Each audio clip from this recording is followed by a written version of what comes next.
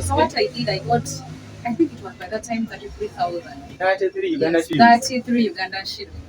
And I changed it into Kenya shilling. I think we should always look at competition in a positive way, because when you look at competition in a negative way, you're going to start hating. Your attitude is going to be negative. You're going to be rude to a person whom you'd have told, let me come. You can help me watch as I come. You can't, because you're already looking at them negatively. Welcome to the second and final part of Mbonimpa Fashion House success story. If you missed the previous one, no worries. I'm going to link it at the end of this video, right at this corner here. Or you can just click on this link here, watch it first before you come to this one. In this particular one, we want to find out how has she been able to depend entirely on her business and yet grow it from 33,000 Uganda shillings, that is 1,000 Kenyan shillings, to over 25 million. We also want to find out what her success secrets are. So make sure that you watch this video until the end so that you can get to know what those secrets are. And maybe you can use some of them in your own business. Let's go. Scouting and renting a shop should be the last on your list when you're thinking of this business. Before you even admire, because you can admire me selling dresses, skirts, tops and what, but you're not going to start buying, selling all the things at once. First, identify one item that you want to. Among all this, identify one item. So that's important. Yes. You can. So almost 6 years is a long time. And we know statistically that in Uganda, if 1,000 businesses are started today, by the end of 1 year, there will be remaining only 100. By the end of 5 years, there will be remaining only 10. By the end of the 10th year, there will be remaining only 1 out of 1,000. So yours is now among the top 10 of the 1,000 that started. So if somebody else is thinking of starting this business, what do they need to do? This particular one, I think one thing they need to know is, do they like the business? If they don't start. Don't start.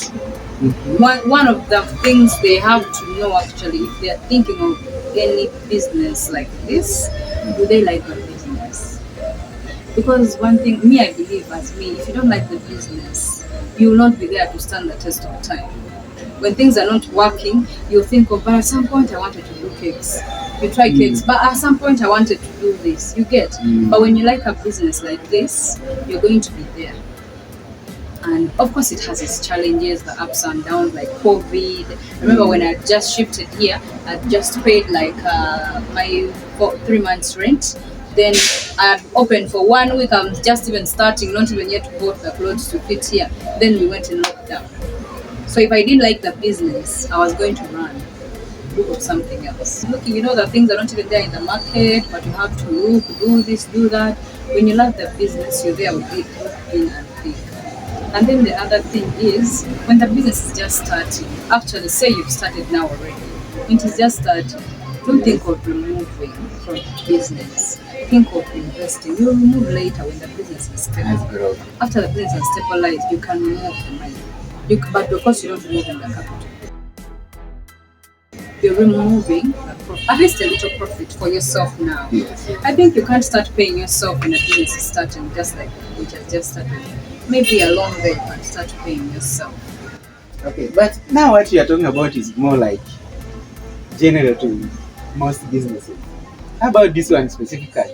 This one. If I want to start this one, what must I know before I even think of doing it? I think before you even admire, because you can admire me selling dresses, skirts, tops and what, but you're not going to start buying, selling all the things at once. First, identify one item that you want to. Among all this, identify one item. So that's important. Yes, you can't start bringing all this at once. You get confused. It's hectic. So identify at least, yes, you say I'm going to start with dresses because they'll be easy for me to sell. After knowing that you're going to start with dresses, don't start with renting. I always tell people that. Okay. First start by, before you even look for customers, go downtown, go where you're thinking you're going to get the clothes. Go there, scout the market. See how much are they selling, their tops, their what, start by buying for yourself. Okay. See how much they're selling. Then maybe you buy a good top for yourself try it out on your friends and see if they like it. See if they like it and how much they're willing to buy it. Okay. If they buy it, sell it, get the money. Go back and get another because I'm sure you've gotten some profit. Go back and get another one. Well, the person you've sold, tell that person, tell your friends I sell tops. More like this event, show them a variety because now you know what is in the market, what they are willing to offer you out there, and what those guys are selling. After knowing those basics, start from selling. I believe it's really important when you're starting, however much money you have, start by first getting your clients. Because you might think a place is going to work for you. You pay your 5 months rent, put their clothes, and it doesn't work for you. Because you know these customers, you get them from different places. My customers here, before I came here, they were buying from somewhere. Yes, exactly. They are not going to just shift and come here because a new shop opened. They are going to shift by recommendation or what you buy, what you're selling to them. Is it really good? So I would think if you can do online for starters, as you're getting your clients, if you can do online, as you're getting your clients, get your clients, do online, sell to your friends, sell to your neighbors, then maybe afterwards, scout a place that you think would really work for you. Now you can say. Then now you can come because it's just a matter of telling your customers, we got a place, we are now here. We got a place you can now find here. It's easy. Someone who is just starting like how I started, you get. But of course there are those people that don't have that time of looking for clients. They'll open up their shops wherever they want because they have the money. You'll find a person who has a shop in a very nice place, but then after 6 months they are closing. You get. Knowing your market to the ones you're selling to and wherever you're buying from is so important before you start. Because you can open up a shop, sell the first lot and fail to get where to buy the next. You get probably the one who was selling you tops ran out of business or they passed away good. You get. Yes. So you have to you have to get at least like 3 places where you buy a particular thing. Okay. When this one has done, I hope you are taking notes. Yeah. If you can sell before renting, it's really so good. Actually, also buying new clothes and keeping them at home is important. Buy your nice, you only buy sure. Those ones who are thinking of clothes, they know the word sure. When you go to the market, you only buy sure. Put it aside. If they buy it, yes, but if they don't buy it, keep it. Certainly, when you open up a shop like this, you're not going to put one top there, one top here. At least you have what to display. Because sometimes you're lucky, you open up the shop today, the people come in, want to buy, but there's nothing to be sold. So at least if you can first collect some of those clothes from where you stay. Scouting and renting a shop should be the last on your list when you're thinking of this business. I see. Wow, I'm also learning. If tomorrow I want to start this business, I'll come for more tips. In fact, you can even pay consultation fees. Yeah, we can make She qualifies to get some consultation fees, and then you start on the right note. I know people don't appreciate knowledge, but knowledge can save you a lot of money, especially from someone who has been there. Yes. Finally, we have seen you started with a few tops with 33,000, and now you are here. So in the next 5 years, where do you hope to be? That's a tricky question. Actually, people like asking that. You know, sometimes when you ask people 5 years and they don't see 5 years, they even get discouraged. For you, see how many years? Someone can be saying, me I see so many years. Okay, in 3 years. No, in 5 years. Okay, in 5 years.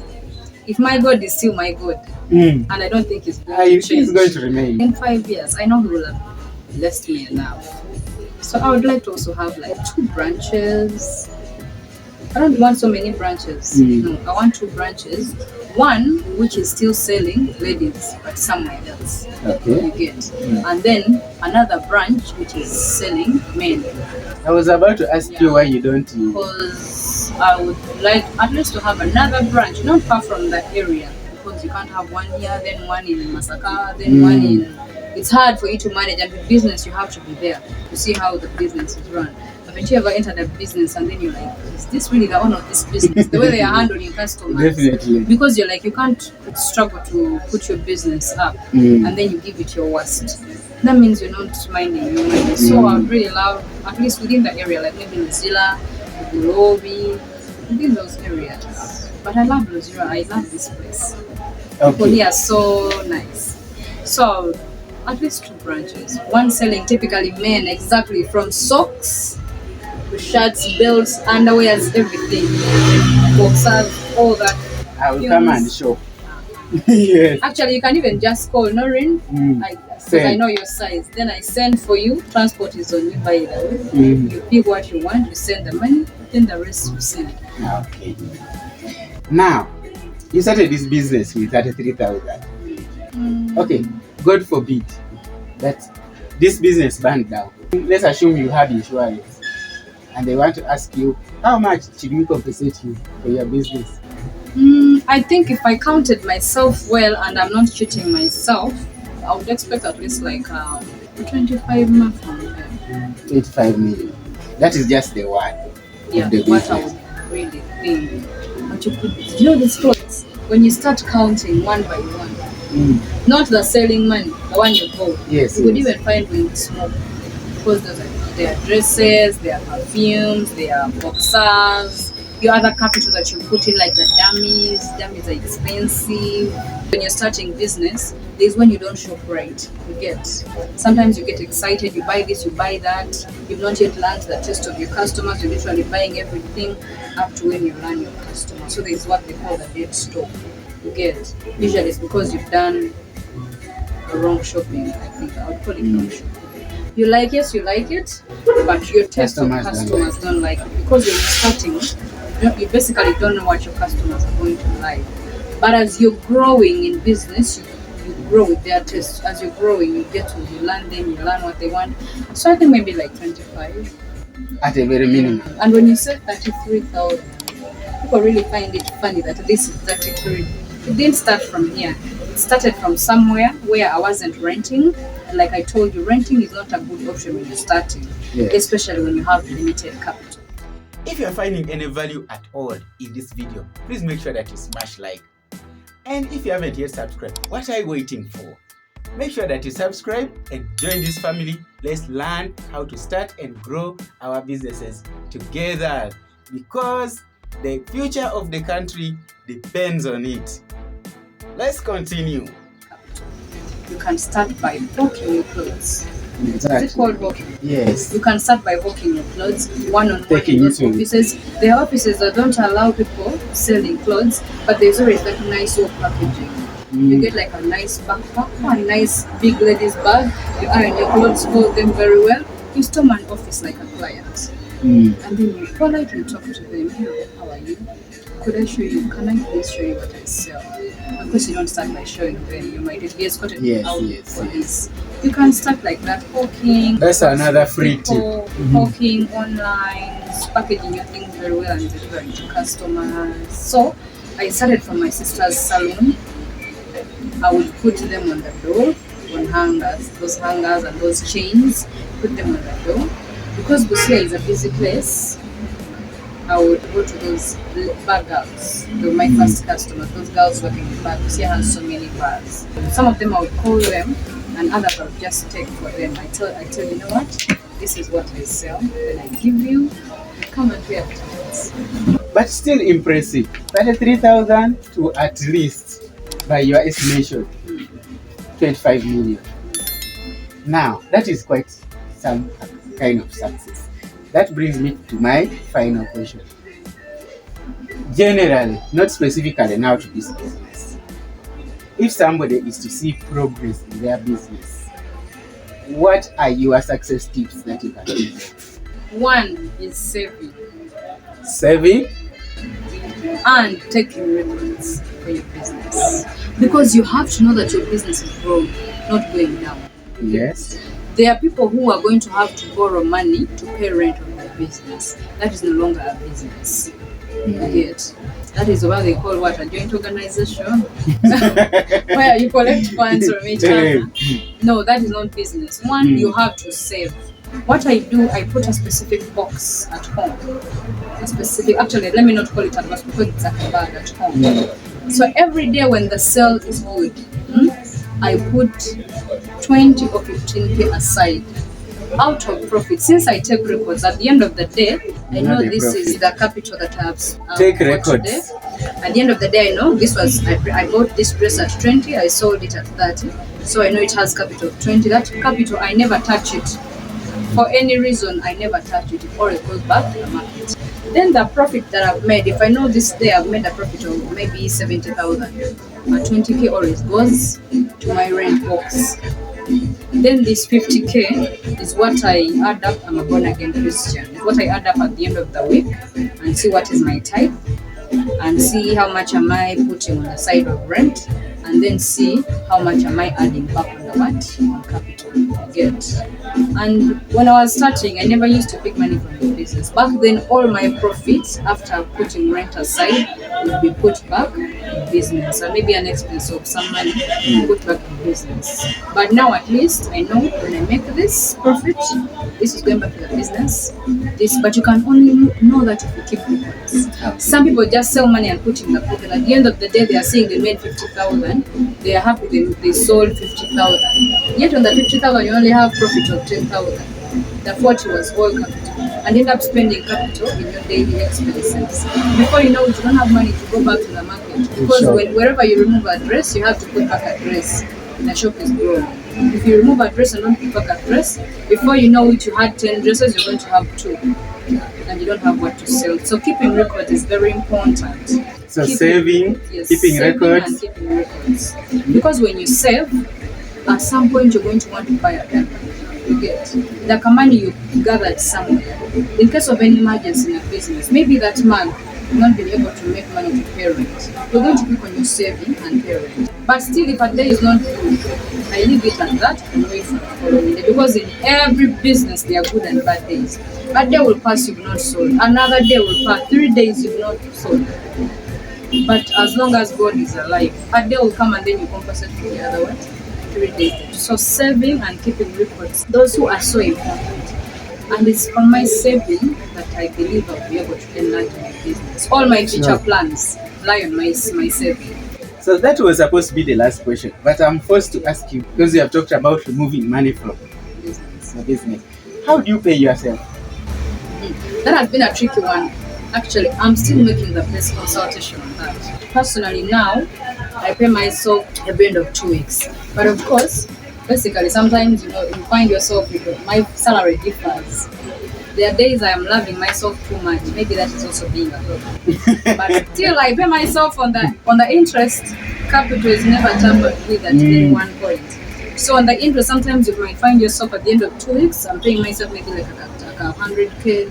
Or at the end of the month, I'm paying myself like a 300K. But still, from my interest that I've been gathering, you get that in particular interest. So you pay yourself from the profit. And the other thing that is important in a business like this one, don't just wake up and pick tops and wear. Pick tops and wear. Buy. You are a client in your own shop. You get. It's hard, but the money you pay yourself, you take it and buy. That is why it is important to pay yourself. Sometimes you don't really consider it. You get. Because back then when I just started, I would buy clothes. I try all of them. Whatever suits me will be for me. And then what does not suit me is what I'm doing. What I'm selling. That is how I started my business. But no one taught me what I'm telling you now. I just woke up and I'm like, if I don't stop wearing the things I'm supposed to be selling, if I wish every nice thing on myself, then I'm never going to make sales. So I stopped trying even these clothes. I don't even want to try. It's when I need a top, that is when I will try one. If it fits me how I like, I'll pay for it and then I buy it. But back then, everything nice I would try, even when I don't need it. I would try. You bought 10 tops, you find you want the 6, and then you can only sell 4. That business is not growing because those tops you bought them on the business capital, and you're busy saving them for yourself, meaning your capital has reduced by 6 tops. You get. So nowadays, at least I don't. I only try it when I know I need that particular top, and still you have to pay for it. Okay. Finally, as our closing question, and I would like to ask you, what do you wish you knew before you started this business? And as you answer that, I also ask you to add on your final remarks. This one thing that you're like, no, you can't end this video without people hearing this. What do you wish you knew before you started? Before I started this business, I wish I knew what each of my customers wanted. You get, like before I go to the market. Because not knowing what the customers want and bringing just everything that is nice for you is what causes a dead stock in the business. So what is not nice for you? I mean, what is nice for you? It is not necessarily nice for your customer. Being kind to one another is so important. And we should like and subscribe to Dr. Yes, definitely. Because I was Smart so happy business. to see you. Trust me, really. And You didn't expect I me. didn't expect you. And you put in a lot of transport to come here. Trust me, you blessed me. I am so blessed. Actually, I am lucky. Noreen, you don't know how much I appreciate you giving me all this time. And I'm hoping that the people who are watching have learned something, because that is the main purpose of this channel. If you want to continue watching things like this, make sure that you subscribe. Do these people know what you do? Or you didn't bother telling them what you do? No problem.